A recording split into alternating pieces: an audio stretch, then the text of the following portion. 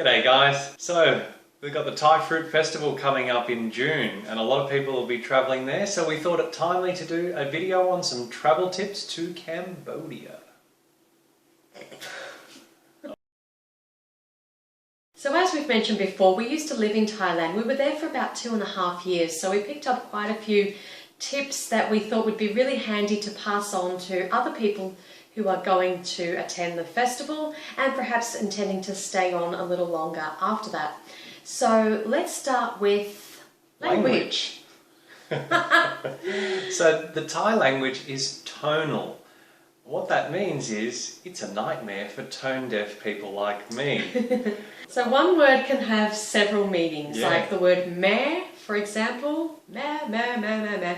5 different tones to say more or less the same word, except Yeah. it has 5 different meanings, including mother and horse. And a few other things, so be careful how you're using that word. Yes. And that goes for most of the Thai language. It is really hard to learn. The grammar is quite easy. So a few basic words for you to pick up. The very first one is Sawadika. Or sawadee cup. So that means hello, and you'll notice that I finished my sawadi with a ka, and Luca finished with A cup. So ka is for females, and Cup is for males. now the big mistake we made when we moved to Thailand, and no one told us about this for quite some time, we thought that it depended on the gender of the person we were speaking to, instead of what our gender is. So That gave us quite a headache, given that Thailand has a lot of toms and ladyboys. we weren't sure who was who and what was what. So ka and cup depends on your gender, not the person you're speaking to. Tip number 1. So some key words that you want to learn are cup kun cup, Or cup kun ka. which of course means thank you. The Thais like to say chok di, which means good luck. They also like to say mai pen lai. Which is the Thai equivalent of no fucks are given. They're really laid back and they like to just diffuse situations. Nothing's a big deal. So you might be stressing out about missing a bus or losing a piece of luggage or something, and you're going to hear mai pen lai, which is going to drive you insane because to you it's a really big deal. But Thailand is a great place to just learn to relax a little, put things in perspective, and pretty soon you'll get used to the mai pen lai.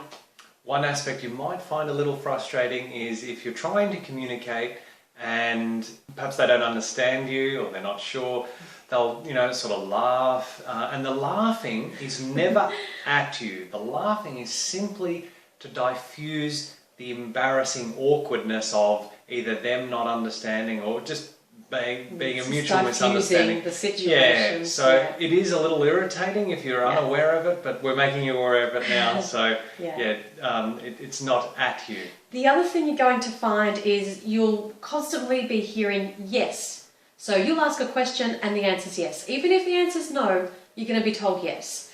Which means you're going to miss buses, you're going to go down the wrong street, you're going to be sent in a circle chasing your tail. And everyone you ask is going to say, chai, chai, yes, yes, yes. They don't understand you, they don't know the answer, but they don't want to lose face, again, as Lucas said. So they're just going to say whatever they think you want to hear. You'll get used to it.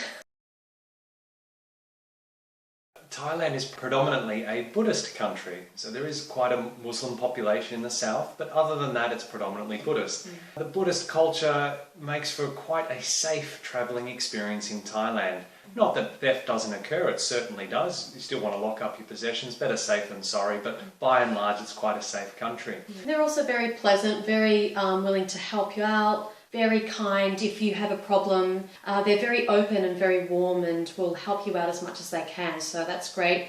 And just even with being on public transport, you feel really comfortable, very giving. So so many times we've been on a train and a woman with a couple of kids arranging food or something and would give me the baby to hold, and here's the bottle and I'm feeding a Thai baby, and just really beautiful things like that. They're very family oriented and they love their children, and if you take interest in their children or your own, you've won their hearts forever. If you have to do something and leave your baggage with someone, they're going to mind it for you. So just little things like that we found very easy to move around the country, really pleasant. Some other keywords that'll help you out. Vegan is J, and polemai is fruit. Vegetables, pak, and rice, cow.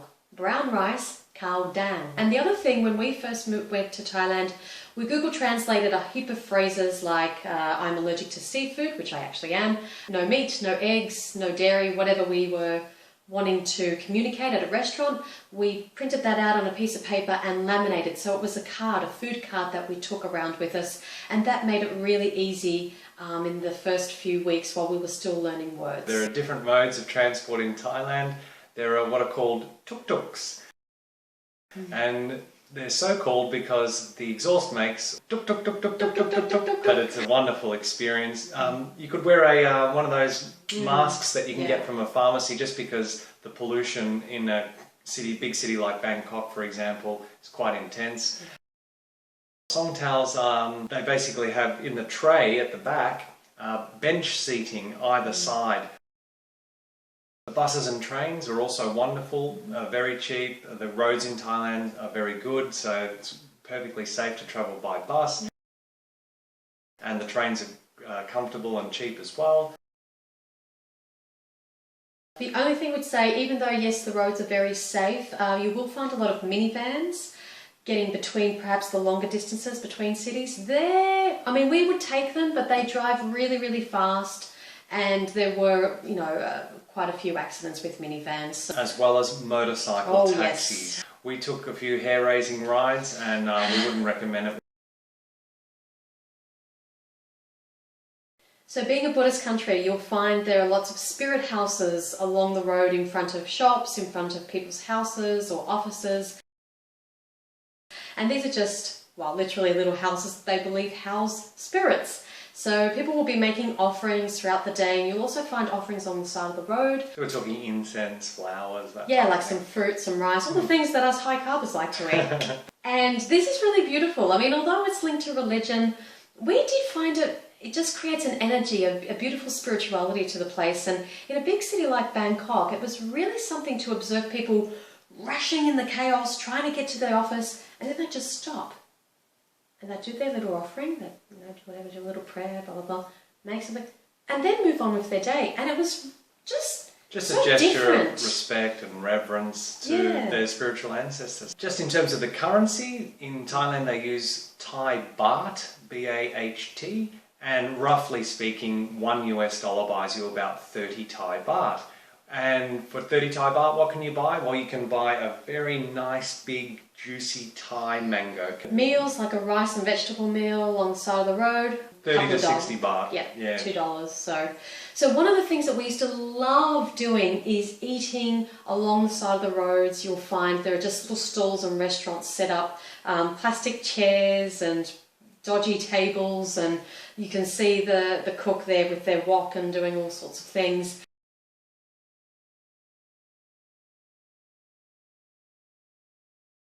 We didn't get sick.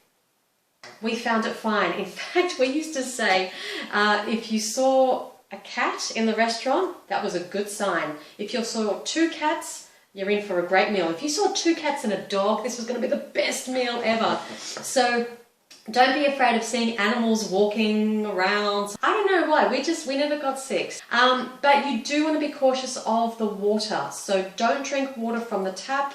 You can buy bottled water from your 7-Eleven or whatever convenience store or supermarket, and you can also refill your bottles. It's like a water filter station, and there's nothing on earth quite like a Thai smile. Yes. Get used to that, and the weather's wonderful. Depends what part of the country you're in. They have different weather seasons at different times. So the land of fructose and smiles, here we come. So that's probably all the tips we have on our list. I'm sure there's 1,000 things more, but this video is getting too long. So basically, if you guys have any questions, post them down below for us and we can answer them that way. Any questions you have about traveling to Thailand, things you want to know, make sure you do apply for your visa before you leave your home country. You cannot get a visa at the border on arrival. Thanks, guys. See you next time. Bye. Bye.